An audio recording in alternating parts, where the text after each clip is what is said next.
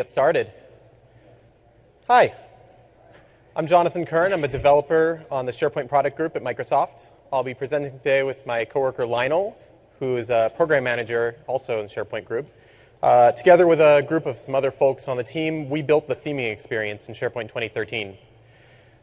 So we're following a session by Wes Preston that just happened in the same room, and he kind of gave you an overview and how to crawl with changing the look in SharePoint. And what we're going to try to do in this session is move on to the walk and the run. So before we start, I'll cover a little bit about the format of the talk. Just like the other sessions, we'll spend about an hour on the talk, followed by 15 minutes for Q&A. And of course, feel free to blog or tweet anything we talk about today. Just make sure on Twitter to use the hashtags SPC065 and SPC12 so that the rest of the attendees can listen into the conversation. And feel free to mention either Lionel or I in your messages. Please fill out session evaluations after the session on my SPC. We really love to hear your feedback. Put in comments. Those are especially useful. And find us after the talk. We'll probably be running over to Ask the Experts. And I think we're going to be at the social and collab table. So go ahead and find us. We can answer your questions. And of course, applause is appreciated. We really love it. Good. You're quick learners. So let's see what we're going to take a look at today. We'll start with a little history. Then we'll do a high-level overview of what's new in SharePoint 2013. Then we'll do a deep dive into the theming engine and see what happens under the hood. Next, we'll dive into some code and make a themable master page customization. We'll follow with some tips and gotchas, and then do some Q&A. So we'll start with a little history. Way back in SharePoint 2003, you could indeed customize the way SharePoint 2003 looked, and the key tool to do this was Front Page. You could edit the raw CSS, or you could use the theming tools that were built into the product. And this was pretty cool. It was this great GUI, and you could edit the CSS visually. But it was pretty much just, as I said, a GUI for CSS. You'd edit each and every style individually, and you could make changes across the board, but kind of hard for end users to dive into. In SharePoint 2007, we continued the same trend. Themes were pretty much a full CSS replacement. To help, the product shipped with some out-of-the-box themes, though, so end users could pick a few out-of-the-box ones, and they'd look pretty good. But making your own theme was quite a challenge. Beyond that, applying a theme had some pretty serious perf implications. It would make your site load a little bit slower because there's just more CSS to load. So far, theming was still a challenge. So in SharePoint 2010, we re-architected the theming engine from the ground up. We did away with CSS replacements and instead built a fully automated engine that would transform the CSS files when you theme the site. To make creating themes easier, we built this engine on the Office client's ThemeX file format, so you could make your new themes with PowerPoint. The new engine made it much easier to personalize your sites. The downside is that it didn't really change the look and feel of your site all that much. So you can see it did some color changes, but the layout stays mostly the same. So to review, theming is really easy for the end user, and it's hard to break things because you're just kind of picking a look and all the hard CSS work is done under the covers. But at the same time, it's a little limited. It can only do basic color changing, and that leaves sites looking a little bit cookie cutter. For us, on the other hand, there's SharePoint Designer, and it's really powerful. You can customize almost anything. You can make multiple master pages so that your different sites can look different. But it's not quite for the faint of heart, so end users usually stay far away. So now that we've got some background, let's talk about what's new. So first of all, for SharePoint 2013, we've re-architected the theming experience from the ground up.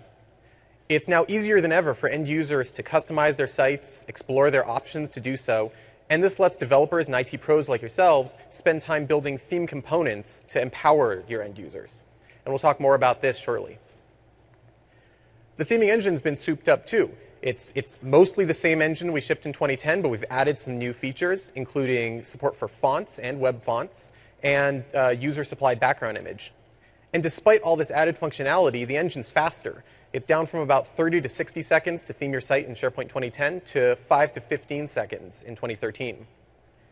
And don't worry, SPD is still around. You can still make awesome master pages in it, and we'll do that later on. So to show you all this new goodness, I'd like to invite up Lionel to show you. All right. Thank you for the introduction. So what we're going to take a look at in this part of the session is, I'm pretty sure most of you have already seen theming work. How many have you seen it? If you were at the keynote, you probably saw it already. Of course, this is a dev talk, so we're going to go behind the scenes and to go step by step and see how all the little bits come together and how everything works under the hood. We're going to take a look at color palettes and font schemes. So we're going to look at the new file formats, how to edit them, how to create your own, where you can find out-of-the-box files, and which is pretty much where you put them, so you can use your own.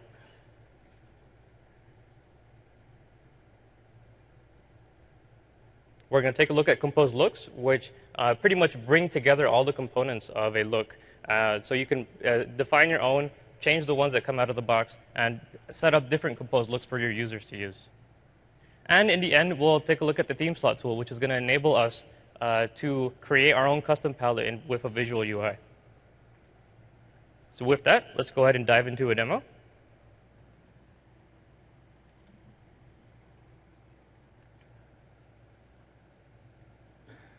So this is an out-of-the-box theme site. We haven't done much with it except for specify that the title for the site is theming. I'm going to go ahead and go to the Change the Look UI. You can get to there through What's Your Style, or you can get to there through the Site Actions menu, which says Change the Look. Let's go ahead and use the tile. And right now, we're just going to go through a quick walkthrough for those of you who haven't seen it. The starting point, the first step is the starting points. This gives you a sense of what the theming engine is capable of. Pretty much, you can change the layout of your site. You can drastically change the colors. You can have your optional background image.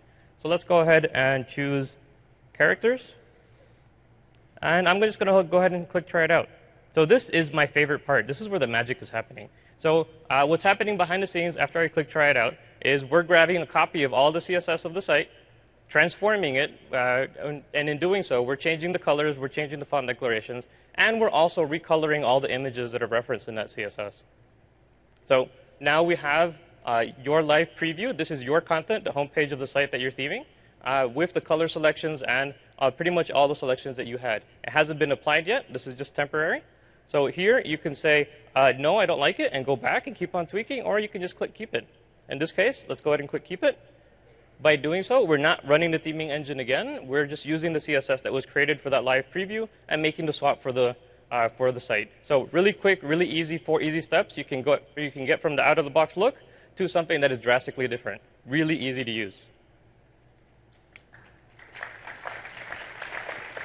So now that we've pretty much gone through the quick walkthrough, let's go through it step by step and see how it's actually put together. So the first step, which is the design gallery, this is a custom client-side rendering of a list that you can get to through site settings. So let's go ahead and see what that list looks like. So go to Site Actions, Site Settings. Under Web Designer Galleries, we have the list Composed Looks. Let's go ahead and go there. So it's really just a simple list. Each list item has the name and four fields that you have to fill out. 2 of them are optional. The ones that aren't are what master page you want to use, what color palette you want to use, and then you have the option of specifying the background image and the font scheme. All we need is the URLs, and it's really easy to add your own. You can change the ones that come out of the box. You can reorder them. If you don't like some of the ones that come out of the box or you don't think they're appropriate for your users, you can just remove them or add your own and have like your own set of branded composed looks that people can use. So let's go back. This is also a great example of client-side rendering, custom client-side rendering used out of the box. So let's go ahead and click current. The current item, every time that you theme a site, we're going to refresh that specific list item, which reflects exactly what you have already applied. So you can build off of that if you want to keep on tweaking.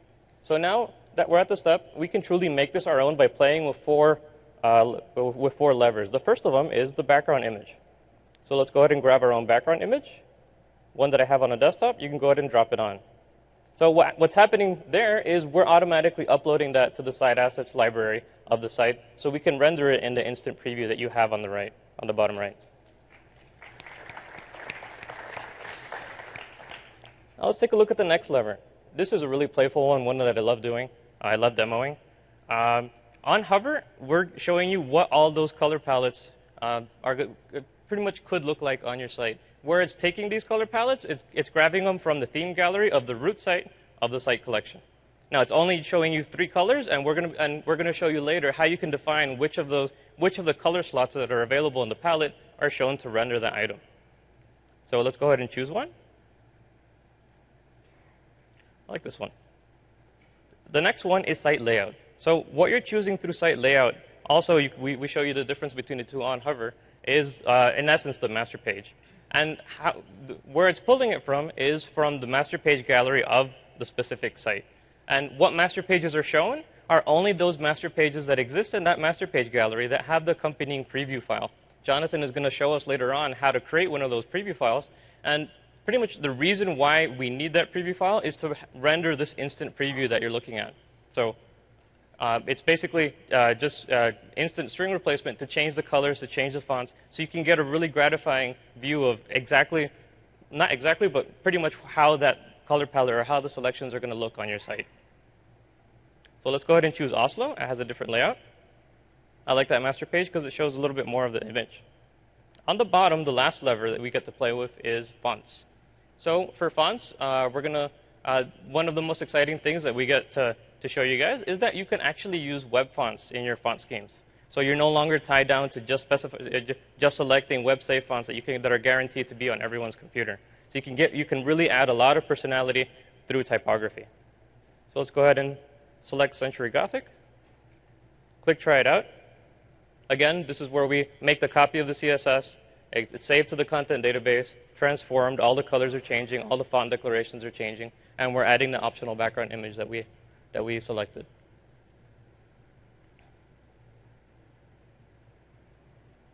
So let's go ahead and keep it. So now we have a site that is truly our own. We played around with the selections that were available out of the box, and it's really unique and it reflects the personality of our team. So with that, let's go back and dive into each of these parts. Thank you. So to recap, what's in the look? We have the 4 pieces: the color palette, the font scheme, the site layout, and the background image. The 2 that are required always are the color palette and the site layout, which is the master page and its accompanying preview file. Very important that you have that file so we can render it in the UI. One thing that I did forget to mention for the background image, for the files that we do support are JPEG, BMP, PNG, and GIF. And especially interesting for JPEG and BMP, you don't have to worry about big files being uploaded because we do automatic compression and scaling of that image to make sure it's a decent size so it won't affect performance of future page loads. So let's take a look into color palettes. So the main thing to know about color palettes is that as Wes mentioned in the earlier talk, we're not using the ThemeX file format that we used in SharePoint 2013. And there's a couple reasons why we moved away from that, and we'll see that exactly right now. So what we are using is a simple XML format. The only thing that you need to edit color palettes now are basically your favorite text editor. What's in a color palette? The main thing is 89 color slots. Now, this isn't 89 specific colors that you need to define. It's not a rainbow of 89 colors. You're going to be repeating colors in these color slots, so it gives you the flexibility of saying which accent colors you want to use and where in the UI you actually want them to light up. So it gives you a lot of flexibility of being able to create different looks using the same colors as well. For each color slot, you have the name and you have the value specified in hexadecimal. Also for color slots, since there's 89 of them, we really want to help you understand where they're going to be used. So we use semantic names for each and every one of them. Examples of what you can find in the palette file are body text, sweep bar background, selection background. You have button border, button background, button border on hover. So it really, by looking at the name of the color slot, you can really get a sense of where that's going to be used. So by changing that color value, you're going to know how that's going to affect your site. Also new to SharePoint 2013 and really lights up designs is you can specify the opacity value for a color right in our color palette. And don't let me hold you back.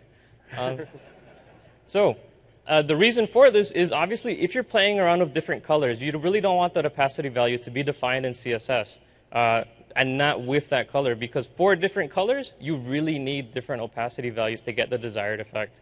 The best example for this is the overlay that we put in front of the background image to increase legibility of text.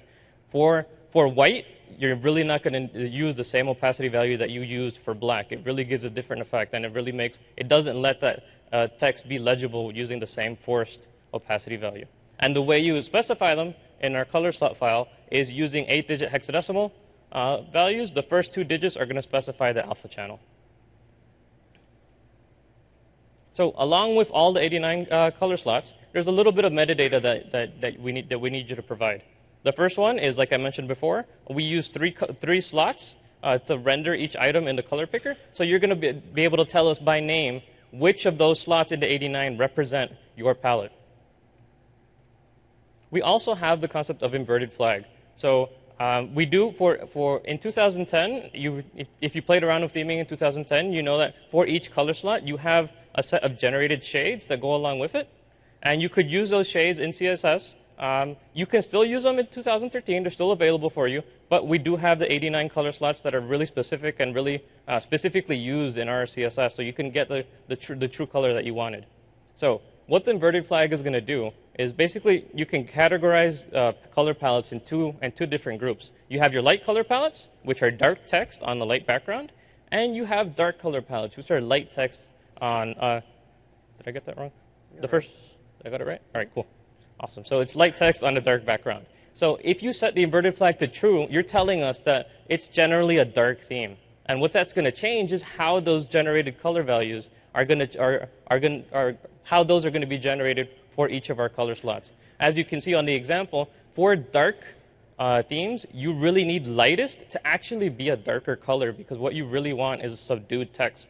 So it kind of, the consistency of what is subdued and what really pops on the screen remains when in changing colors. So this is what a color palette looks like. We also saw this in Wes's talk. So at the top, you have the metadata, the two pieces that we mentioned. You have the inverted flag, which is true or false. You have the preview slot 1, 2, and 3, which all we need is the name of the color slot to be able to know which one we want to use to render the item in the picker. And for each of the slots, we have the name and the hexadecimal value. Really plain and really simple. So now that we saw color palettes, let's take a look at what font schemes look like. Again, we're using simple XML format. All you need is the text editor of your choice to be able to modify and create one of your own. They're also separate from color palette files. So you can have your own set of color palette files, and you can have a separate set of font schemes. So that enables us to let you mix and match in the second step of the theming experience, where you can play around with the levers. So we have 7 font slots, which range from title, navigation, small heading, all the way down to large body. Again, using semantic naming to give you the sense of just looking at the name of the font slot. We know title, that's for the title of the site. Body text, body, that's for our general body text size. Additionally, for each of the slots, you can specify what font you want to use for different language scripts. This is really important for sites that we want to use in different languages. You're probably going to need a font that has a different character set support for that language. So you could really have 4 separate fonts, four separate font schemes, fonts that really match that specific scheme that has the character set support that you need for a given language. Again, like I mentioned before, we're really excited to let you know that web fonts are supported. So without web fonts, you were stuck to choosing between all the web-safe fonts that are guaranteed to be on every client computer. If not, they weren't going to be able to see the page rendered as it was designed. With web fonts, pretty much you can use any font that's available as long as you have access to the web font file. So you can really go wild, add a lot of personality to the site via typography. So what do you need to do to be able to use web fonts in the theming experience? There's a couple things that you need to give us. You need to give us URLs to the 4 web font files, and the reason we need all 4 is for cross-browser support. Not all browsers use the same font, file. We also need a large preview image and a small preview image. The reason we need these images is that for the font scheme picker, we don't want to trigger a download of each and every font scheme right when you open that picker, because we do render, we do want to show you in each of the items what that font actually looks like. So this is where we're going to use, for example, for Century Gothic, that's actually an image that's being used to render that item. So that's where we use those files. And for this picker specifically, on the rest of them, you actually saw instant changes on hover. For this one, we don't, because when you click that specific font scheme that you want to try, that's when we trigger the download, if necessary, of the web font files to be able to render it instantly in that instant preview. So another sample of code. This is what a font scheme looks like. This is not using web fonts. So all you do is specify for the font slot that has a given name. You tell us a typeface for each script. The Latin is the fallback. And for each script, you can give us a different font typeface name. And this is what it would look like for if you want to use web fonts.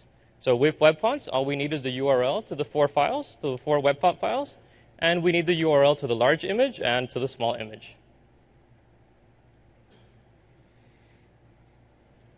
So with that, let's go into a demo of creating our own custom look.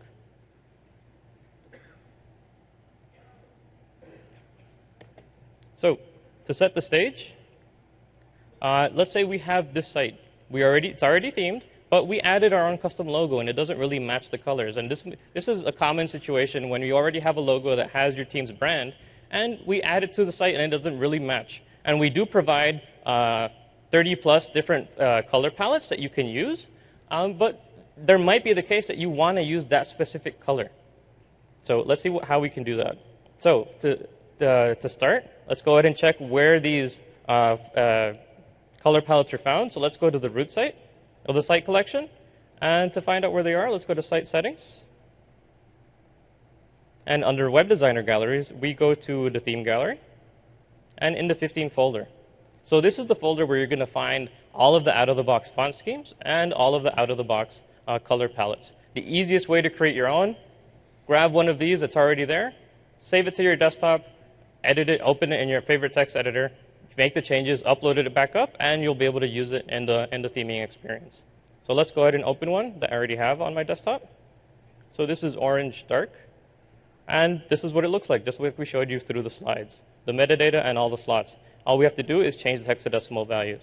Now, in SharePoint 2010, you had the ability to use PowerPoint to create your own palettes. So since we shifted away from using the ThemeX file, we are going to provide you with a tool that we made. It isn't public yet. We're working on making it public, and the best way to find out when it's actually made public is through the SharePoint team blog. So keep tabs on that blog, and we'll instantly make the post of where you can download this tool.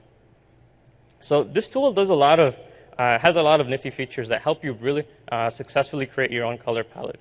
You have the previews in the middle, which are actually using the same preview files that we use in SharePoint. So you can also, when creating your own preview file, like Jonathan is going to show us, you can put it in the right folder, and you can use this in this tool as well. So it's awesome. So it's using the same. You can group the color palettes on the left. There's different groupings for it. The grouping by color kind of shows you that it's not 89 different colors. Right here we have a set of like 20 groups, which kind of are our set of colors that we use out of the box. So let's go ahead and open this one, which is our main blue color, and let's change the whole group. So let's choose, I want it to be red, but let's make it light. Not that I like this color, but it's a really good example of an added functionality. So just like that, we specified the color. It's going to change all the color slots that fall into that group, and we can save that if we like it. But if we refresh this little list down here, it's actually checking contrast ratio with a lot of different combinations. I lost count of how many combinations we're actually tracking, but it's over 100. The reason we need this is you really have to keep tabs of what the text color is going to be behind the expected, on top of the expected background colors that's going to be behind it.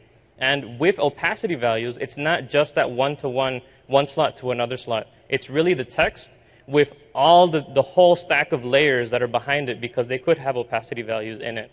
So you have to get the blend of all those different colors that you're defining, and then do the contrast ratio check between the two.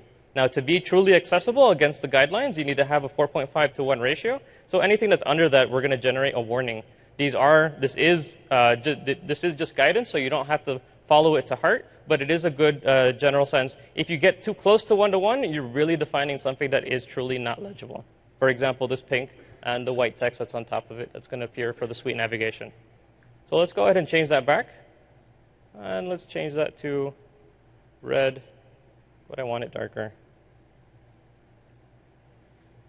And then we hit refresh, and all our contrast ratio issues are resolved. So with that, let's go ahead and open that color palette file that we had on the desktop. So it was orange dark. So this is our color palette that we're going to tweak. So I'm going to show you how you can easily recolor this palette based off a logo that you already have. So let's open them side by side. I'm going to click this button. I'm going to use an eyedrop tool to pick a color off of here. And I don't want that bold yellow. I actually want like a golder tone. Let's choose that one. So I'm going to click OK, and I'm going to click Recolor. So now the whole color palette is actually recolored based off of the color that we just picked.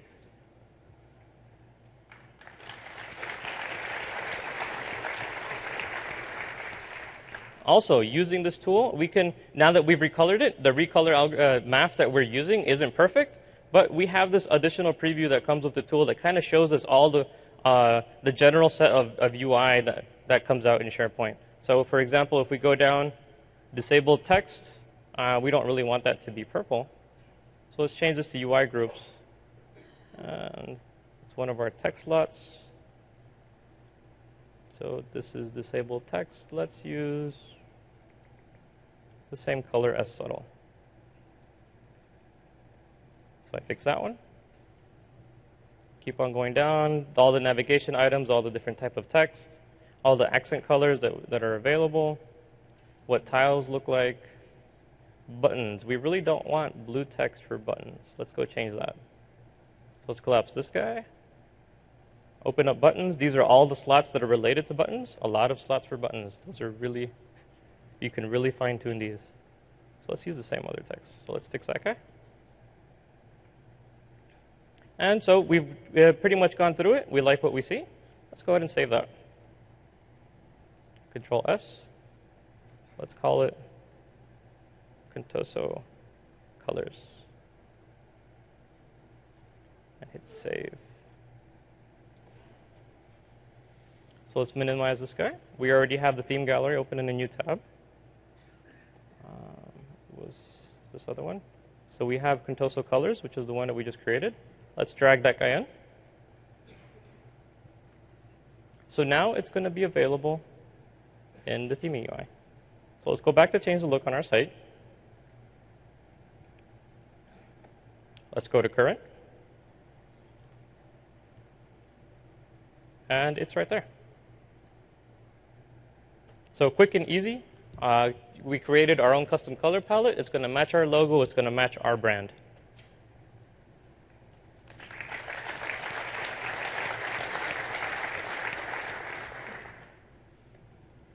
So with that, let's see, a couple of seconds. We can come back to this later when we change. So I'm going to hand it off back to Jonathan. So we saw theming. Now let's go look at theming through the other side to make a themable master page. Thanks, Lionel. So I want to shift gears now. So far, we've seen how to make custom theme components. But what about making master pages that work with theming? So that's what we're going to cover next. So in SharePoint 2013, there are 3 file types to think about when you're building a custom master page. There's, of course, the master file itself, 1 or more CSS files that go along with that master page to describe styles, and finally, a new preview file that's used in the theming experience, as Lionel showed. Enough with the slides. Let's go to a demo. So I am going to go to my handy-dandy trusty SharePoint Designer, and I will go ahead and open up a master page. Now, the plan for this part is to take our existing Seattle.master, create a new copy of it, and add a footer. It's a pretty common customization you might want to do. So I'm going to find that file over here in All Files, and it's going to take its time because the network's fantastic. Almost there. Go to Catalogs, Master Page, and here we go. So the first step here is I'm going to start with Seattle.master. I'm going to copy and paste and make a new copy of Seattle.master. And so we'll rename this, make it something a little more apt. So let's call it Vegas.master. So let's go ahead and open this file and start making our customization. So the first thing we want to do to make a good custom master page is add a reference to a CSS file so we can add some additional styles. So I'm going to go down here right after the normal reference to core.v15.css and add my own extra customization. So here's the line I've just added. It's a CSS registration control. And we're going to point it at the style library in the root of the site collection and at a new file called vegas.css. So before we do anything else, we should go and make this file. So I will go over here to the style library. And we need to make a couple of folders here. So the first folder we need to make is for our language. If you're making a master page, you can have multiple language folders and have a different style sheet per language. This is especially useful for languages like Hebrew and Arabic, where you need right to left. So I'll make one for ENUS. We'll create that folder, navigate into it. Now the second folder I need to create within it is called Themable. Now this is really important, and it's a point I really want to drive home. The theming engine runs by looking for CSS files in a well-known set of locations. So when you run through the theming engine, it's grabbing CSS files from underscore layouts, both in the localized and the unlocalized folders in the themable folder within them. And it also looks in the style library, but specifically in this themable folder. If you put your CSS files outside of this themable folder, they will not be themed by the engine. Sometimes that's OK. If your CSS really just shouldn't be themed, it's OK to leave it out of here. But in this case, we want to make our file themable, so I'm going to put it inside. So let's make a new CSS file. And we'll give it a matching name, vegas.css. And the file exists now, so we're good to go. So now let's go back to the .master file and actually add that footer. So I'm going to scroll down to the bottom here through all our lovely controls and get to this div here called content box. Now, we'll look inside of it. It's got things like the status bar and the main content placeholder. So this gives us a pretty good idea that our footer should go underneath this. So I'll drop to the end of that div and insert a footer box. So all I did here was add a div. I gave it an ID. Let's put some stuff inside of our footer, though, that might typically be in a footer. So one thing you see in a footer a lot is a little logo image of some sort. So I'll add one of those. Now you'll notice this isn't your typical image control. This is a new control we're shipping in SharePoint 2013 called Themed Foreground Image. So in SharePoint 2010, we supported recoloring images when you themed your site so that even background images across the site would get the new colors. But we didn't really support foreground images, images that you'd put on your page with an image tag. So with this control, we unlock that capability. So themed foreground image is just a simple subclass of the ASP.NET image control. Most of the properties are pretty similar. You got your run at, image URL to tell us where to get the image, height, width, that sort of thing. But then there's this additional property called theme key. Theme key is just a simple string. It needs to be unique, and it gives us a reference so that we can tie this control and some code we're going to add later to the CSS file together to tell the engine how to theme this image. And then we've got some alternate text and a CSS class. So next thing you might want in your footer is some text. So I'll add a little bit of text, just a span. It's got some text in it. And we're good. We have a footer. So I'll go ahead and save. SharePoint Designer is going to ask me if I want to customize the master page file from its site definition. So I'll say yes. And we've made our change. So now we need to move on to the third file type that we talked about, the .preview file. So just like we did for the master file, I'm going to start from one that's built in.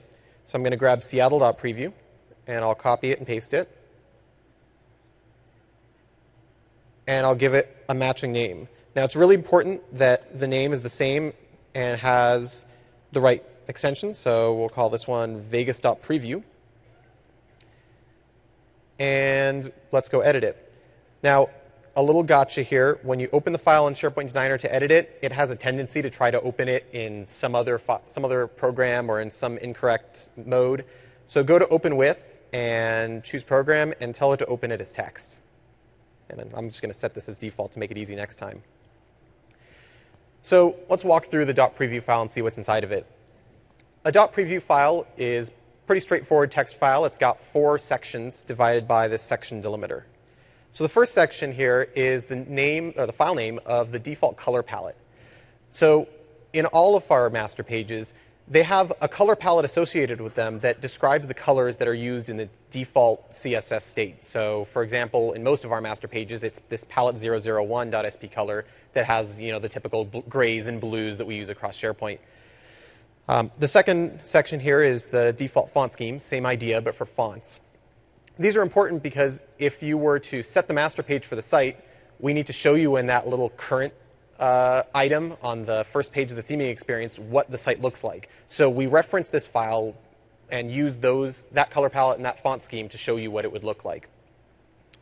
The third section here is tokenized CSS. It's pretty much the same as CSS. We just have some interesting tokens that I'll talk about in a moment.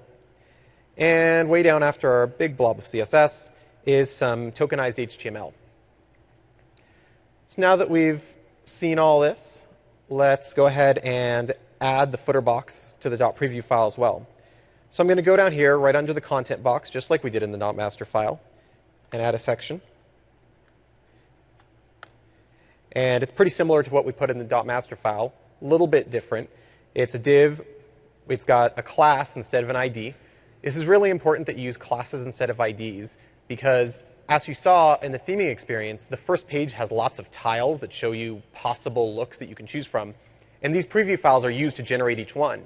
If you were to use IDs here, of course, there'd be collisions. So please use classes in this case. Inside of there, we've just got a logo and our footer text. We're using some simple text here because, of course, this could be applied to any site with different content. So I'm going to go ahead and save. It's going to ask me again if I want to customize it. I'll say yes. And let's see what this looks like so far in the browser. So here's my site. I'm going to go to the Change the Look UI. And it'll load the view, and we'll go to Current. And now if we drop down Site Layout, we'll see we have a third option called Vegas. Now, you'll see this doesn't quite look right yet. Our footer is kind of off over here to the right. But for now, let's just ignore that and move on. We'll show to the design preview. And my monitor's a little small here, but I'll keep it so you can see the full page. You'll see that we do have a footer, but it's kind of in the middle of the page. It doesn't quite look like a footer. And our image, since it's a white image, is just white on white. It doesn't really show up. So clearly, we have some work to do. We need to style this. So how are we going to style it? Well, obviously, we're going to use our CSS file. So I'll open up the CSS file we created before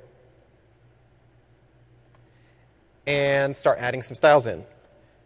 So I'm going to cheat and use snippets, but I'll talk through them.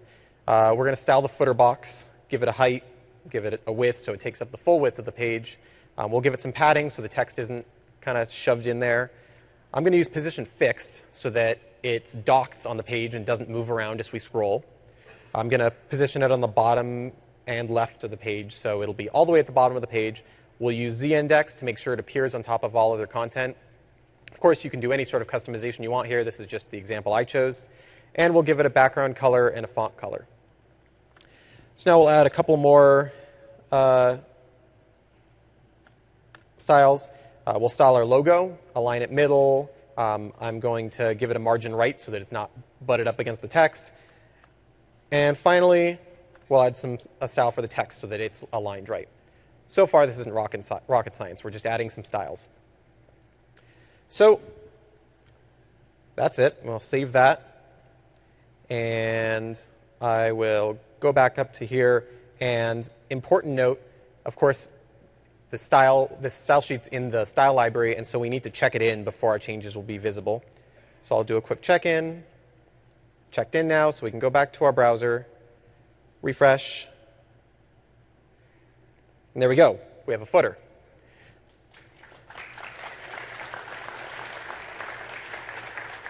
So that was pretty easy. We've got a footer, looks pretty good, but we're missing something. So far, this footer is just blue background, white text. And if we change the theme of the site, it's still going to be blue background and white text, and of course, that won't look very good. So we need to make sure that this is themable. So we'll go back to SharePoint Designer and keep on doing. Let's go to the edit file, or edit the file here. Maybe. So if you've used theming in SharePoint 2010, this will look pretty familiar. We've got our two color properties here, and we want to annotate them to tell the theming engine what to do with them when it comes time to theme. So I'm going to annotate this one. And I'll explain the annotation. Our annotations are just CSS comments. They're specially formatted, so when the engine runs through the file, it sees this annotation, parses it, and handles it accordingly. So I'm going to use the replace color annotation, and I'm going to tell it to use the sweep bar background slot. So we're going to match that bar, the blue bar on the top of the page. No matter what color it changes to, the footer should follow suit. I'll do the same thing down here for the text color. Same idea, replace color, we're going to use sweep bar text.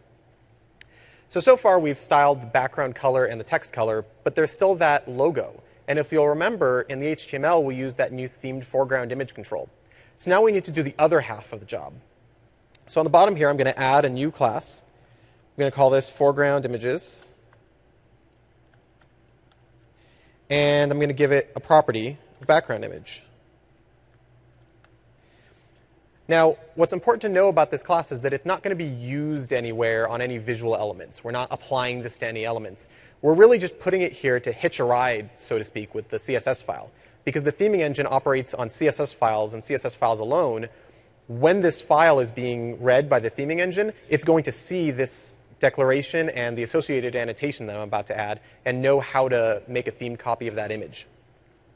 So I've just used a background image property here. It's not super important which property you use. I'm using background image so that it's still syntactically correct as CSS. Just like above, we're going to add an annotation. And this is a long one, so I'll walk through it piece by piece. We're going to use a recolor image annotation. We had this in SharePoint 2010, but we've got some newness for the foreground image case. We'll give it a theme color. In this case, we want our logo image to be the same color as the text. And then comes this detach property. So this needs a little bit of explanation. As an optimization in the theming engine, when we're theming images across your CSS files, we're going to make one copy of that image per way that you theme it. That way, if you have, one background image gradient and you theme it the same way 50 times in your CSS, we're not making 50 different themed copies of that image. For foreground images, though, this doesn't quite apply because it's a separate image. We want to theme it in separate ways. And mostly as a technical detail, we can't necessarily do as much disambiguation between them. So to get around that, we're going to tell it to detach. And that means don't worry about that optimization. Just always create a new themed copy of this image when you see it. Our third property here is the method. For the method, we have three options: filling, tinting, and blending. This isn't new for 2013. We had this in 2010. And it really just describes how to apply the color to the image. In this case, I'm going to use filling because the image is just white. So we're going to fill that white with the theme color. But you can look up documentation online from 2010. It'll show you how the other two look. And the final property here is hash override. This corresponds to the theme key property that we saw in themed foreground image. All that you need to do here is use the exact same string you did on the on the master file. So now that we've added this annotation, we've got a connection between the themed foreground image control and the CSS. We can go ahead and save this. Yep. Second time always works. And it'll save up to SharePoint. And then just like before, we need to make sure that we check in and publish this file. It's really important that you publish your files. Oh, come on. Nope. One more time. It's not checked out. Oh, it's not checked out. Thank you. Thank you for that.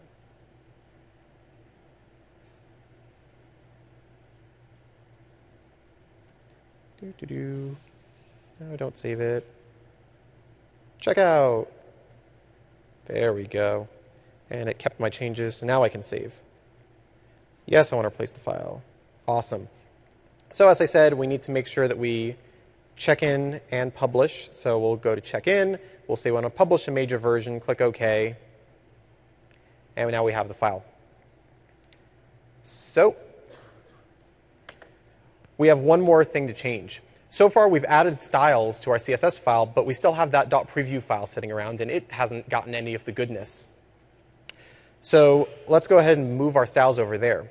Now, the easiest way that I've found to do this is to start from the styles inside the CSS file. So I'm just going to copy all of these, go back to our preview file, scroll up to the end of the CSS section, and I'm just going to paste these in.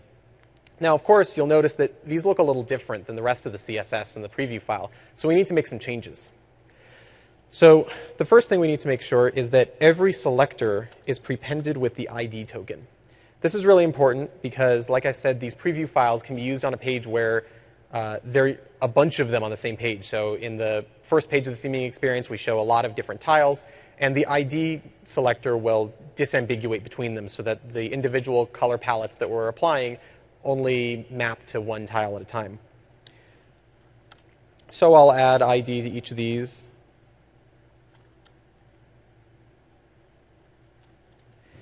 Next thing we need to do is change our selectors. So as you'll remember in the HTML part of the preview file, we didn't use IDs, we used classes. So for this one, I've got footer box. I actually changed it in this case, so I'm using dot for a class, and I'm going to call it DGP footer box. DGP just stands for Design Gallery Preview. It's not required. I'm just trying to be consistent with the rest of the file. So I'll make that change across to all these other ones. Yep. Great. Next thing we need to do is look at the measurements that we're using here. So the first one you'll see is a pixel. Problem is that these preview files can be used at multiple sizes. So in the first page of the theming experience, we have the really small thumbnail view. And then in the second page, we've got the larger view, so you can really see what your master page is going to look like. So we need to change all these absolute values to be relative values instead. Now, the easiest way I've found to do this is to use just a calculator and say a default browser or a reference browser size is about 1024 by 768. It's at least a good reference. So I'm going to open my calculator here and say that we've got a height of 32 pixels. 32 pixels over a typical size of about 768 high gives us about 4%. So it's a ballpark. I'm just going to change this to be 4%. Our width is already a percent, so we're good to go there. We've got the padding. So we have 8 pixels for top and bottom. Now, we already know that 4% is 32 pixels, so a quarter of that is 1% for 8 pixels. And then for 20 pixels, once again to the calculator, 20 pixels over a default width of about 1024 gives us about 2%. You can kind of fudge these numbers, mess with them, go do some guessing and checking, and get your preview file to look the way you want it to. For the positions, since there's 0% and 0 pixels is the same thing, so I'm not going to bother to change those. And our last value here is 10 pixels. So we saw up above that 20 pixels is 2%, so 10 pixels must be 1%. So we're done with measurements. Next thing we need to do is change our position. So I used fixed before because I didn't want my footer to move around to the page when we scrolled. But for these preview files, we don't really have to worry about that. We're never really scrolling these. So I'm going to change it to absolute. So then we've got our colors. And you'll notice that these color rules look a little different than the rest of them in the preview file. This is because we're not running the theming engine against the preview file. We're just doing some simple string replacement in JavaScript to show you what the colors would look like. So instead of using CSS annotations for the preview file, we're just going to use color tokens. And I'll show you what that looks like. So I'm going to get rid of this annotation. and I'm just going to replace the color here with a token.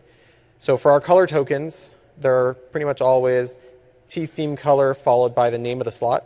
So this one was sweet bar background.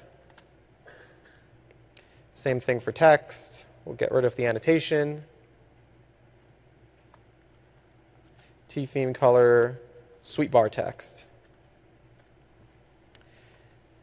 So then we come to our foreground image. Now, as you'll remember from the CSS file, we're using the foreground image class here just as a way to hitch a ride so that the theming engine knows how to recolor that foreground image. But for the preview file, we don't need that. So we can actually just get rid of this whole selector here. So I've made my changes. I can go ahead and save this file. And let's go back to the browser to see what we've done. So I'll refresh. And it looks exactly the same. That's good. We haven't made any changes. But let's go and try to theme it. So I'll go to the theming UI, and you'll notice pretty quickly, hey, now we have a footer on the preview file. Looks pretty good in the thumbnail view. Looks pretty good on the full view as well. So I'm going to go ahead and change my color palette. I like this green one, so I'll pick that. And look, our footer changes colors. So that's cool. So I'll hit try it out. Again, we're under the hood. We're taking copies of all our CSS files, including the one we just created in the themable path. We're transforming all the color lines that are annotated, all the fonts that are annotated. We can add a background image if it was used in this case. And we're recoloring images. We're saving all those files out to the content database. So as soon as this is done generating, we'll see what that looks like in a live preview. Almost there. There we go. So we'll load up the preview, and there we go. So we've got a colored footer. Our themed foreground image did indeed theme. It changed from white to green. So I'll keep it. And the site will refresh and use the new colors. So there we go. Let's go back to the slides and talk about a few tips and gotchas. So as we said, theming snapshots your CSS. It takes a copy of all the CSS that ships out of the box and all your custom CSS and saves it to the database. That means, though, that if you make any changes to your CSS after the site's been themed, the copies that we've stored are stale. And so the site needs to be rethemed. Now, you can do this either via UI, just by going through the experience and leaving all the same values you had before, or you can do it via code if you have any sort of custom solutions. Secondly, preview files are important. Without it, your master page won't show up in the theming experience. Now, it's OK if you build a master page and you don't want your users to see it in the theming experience yet. You can either omit the preview file, or you can just give it a different file name, and we won't show it there. Next, make sure to mind your check-ins and publishing status. Just like I showed for the CSS file, your theme components, CSS, the color palettes, font schemes, SP theme files, which we didn't talk about, that just aggregate the other parts, the other theme components, those all must be checked in and published. Otherwise, the engine is going to just grab the last published version, not the draft you have changed. Next, the themed file location can vary. So as we said, the engine is going to make copies of those CSS files. It'll transform them, and it stores them in the content database. But it stores them in different places based on which SKU of SharePoint you have installed. So in the majority of cases, in SharePoint Server and in Office 365, we're going to store those files in the theme gallery within the themed subfolder. And if you actually open this up on your install, you'll see that there's a bunch of folders inside of there that all have a little hash applied to them. This just keeps those folders being unique. And inside there, you'll see all your transformed CSS. In SharePoint Foundation, we store these files in the _themes folder on the site. It's not accessible via UI, but you can get to it in SharePoint Designer. And this brings me to my next point, inheritance. So theme settings can be inherited as long as you have publishing enabled. You can go to the master page section of site settings, and in 2013, there's a little section you can open up on that page for themes, and you have the option to make a site inherit from its parent, or to push down the site's theme settings all the way to all its children. What's cool here is that with inheritance, we're not making copies of all the, or we're not retheming all the sites under it. We're actually just pointing those sites to the themed files of the parent site. So here's some more info. We've got a blog post that Lionel wrote on the SharePoint team blog. It's got lots of information about how the experience works. It talks about all these XML file formats and what it takes to make one.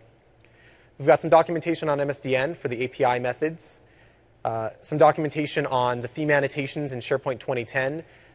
There's not an article on 2013 version yet. Not much has changed with the annotations, so this is a great place to start. Keep an eye on the SharePoint team blog. We'll announce over there when the theme tool that Lionel showed will be available. And we promise there's more documentation to come. I just reviewed some at work last week, so I know it's coming, and that'll be really useful. There's some related sessions. Of course, all of these have already happened. There's how to get started with sites in SharePoint. That gives you a great idea of how site owners can get started with their sites. There's building out great app UI. It covers making your apps look and feel like the sites they're in.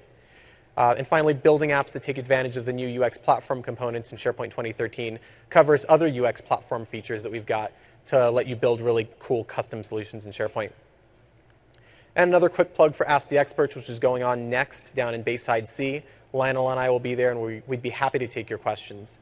But for now, let's move on to Q&A. There's microphones all over the place, so please come to those, and we'll answer questions.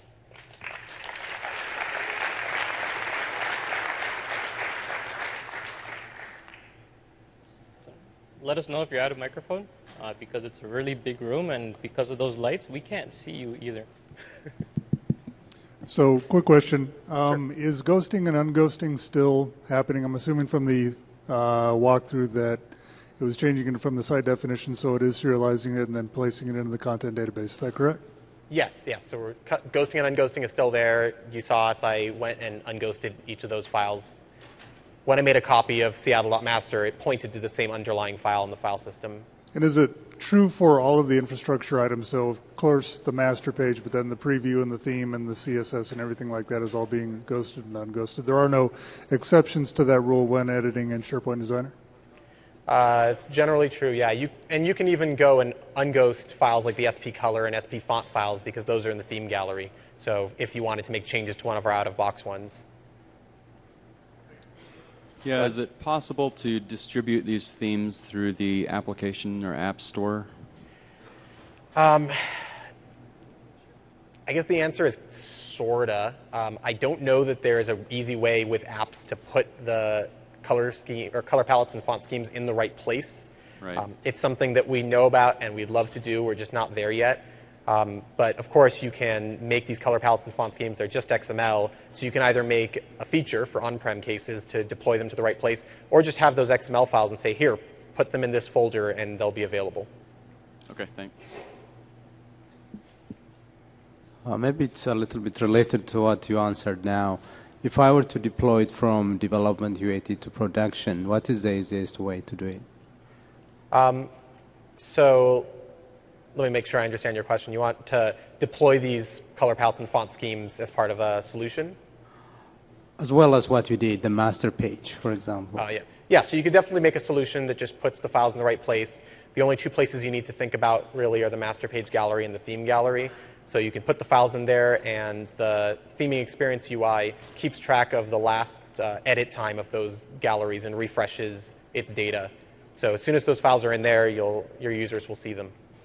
Do you have any documentation on that? It would be the same documentation as normal, creating features to put files up in document libraries on SharePoint. All right. Okay. Thanks. Yep. Got a quick question for you. During the opening session, they said you can now use like Dreamweaver, whatever you want to add at the master pages. How do you actually get to those? Is it just dragging and dropping them into the master page gallery, or is there actually a way to tie into it dynamically so you can do it from the editor?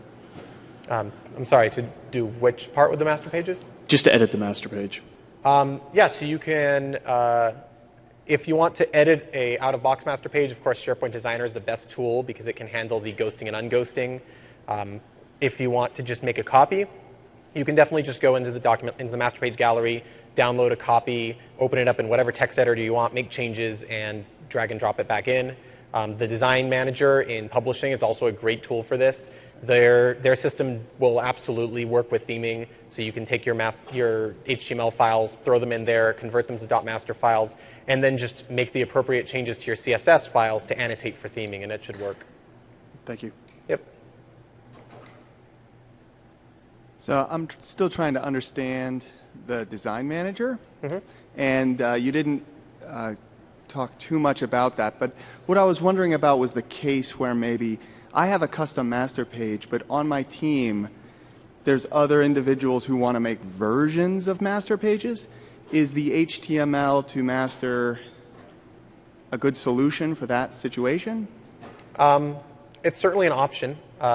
So when you drop an HTML file into the master page gallery, or well, through the design manager with publishing enabled, it makes a one-to-one relationship between the HTML file you dropped in and the .master file it created. And of course, it even goes and locks the .master file. So the only way you can edit it is by editing the HTML file. Of course, you still have that HTML file, so you could make multiple copies of it and run the design manager again. I don't know if that's necessarily the best way of handling it for a broad group of users who want to make changes. But I'd encourage you to go to Ask the Experts after this and chat with folks at the ECM table, the content management folks and website folks, because they built that feature and will know a lot more than I do about it. Can I ask real quick clarification? If I turn on the design manager, does that make the HTML copies? I think so, but Okay. I'm not positive. I know when you make a publishing site, it starts with those out of the box. I'm not positive if you turn the design manager on, if that happens. But Well, I'm pretty thanks. sure we ship out of the box Seattle.html and Oslo.html, and I think they ship a few more with their templates. Yeah, that's a good start for me. Thanks. Yeah.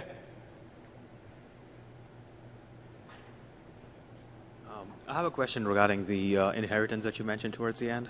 Sure.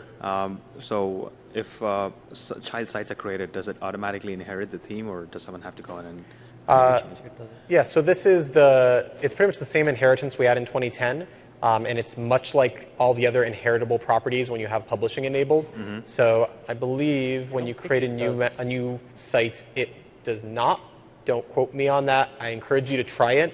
Of course, you can always either go and push down again, and that push down knows it's smart about the subsites, and it's only going to apply that push down to the sites that haven't gotten the change. Okay. Or if you're in an on-premise scenario, you can definitely write code to enforce this, to say hook into an event receiver when sites are created and Right. say, hey, go grab the. Yeah, that's how we were doing it in 2010, but I was wondering if there is a way to automate that in 2013. Yeah, so that definitely works. Okay. All right. Thank you. Yep, sure.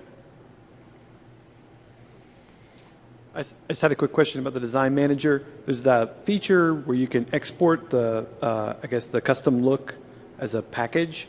How is that different than like building a master page solution? I'm trying to sort of get a sense of, is that more supposed to be a one-off scenario where, oh, these guys over here want to use your same theme, but not really used for mass apply like a solution is for a traditional farm solution? So the design manager, when you hit export package, it's actually exporting a composed look for all intents and purposes. It has a WSP inside of it, and that has all the appropriate files, including the SP color that you had applied and the SP font, and then you can import those back in. So think of the design manager sort of as a superset of change the look. So when you do that, are you actually creating a WSP package? I believe so. Okay. So that almost replaces or is like a parallel model with sort of building a master page farm solution? Yeah, I think it just gives you a different UI entry point that's a lot easier to understand. Plus, of course, with the design manager, it's hooking in with their HTML to master page conversion process. Right. Also, I believe when you want to re-import those, you don't just drop them into the solution gallery. I think you have to go to the design manager and import them there. Import them. Do you know if that? Well, I guess that I can maybe answer my own question. So that WSP package, do you think you could open that in Visual Studio?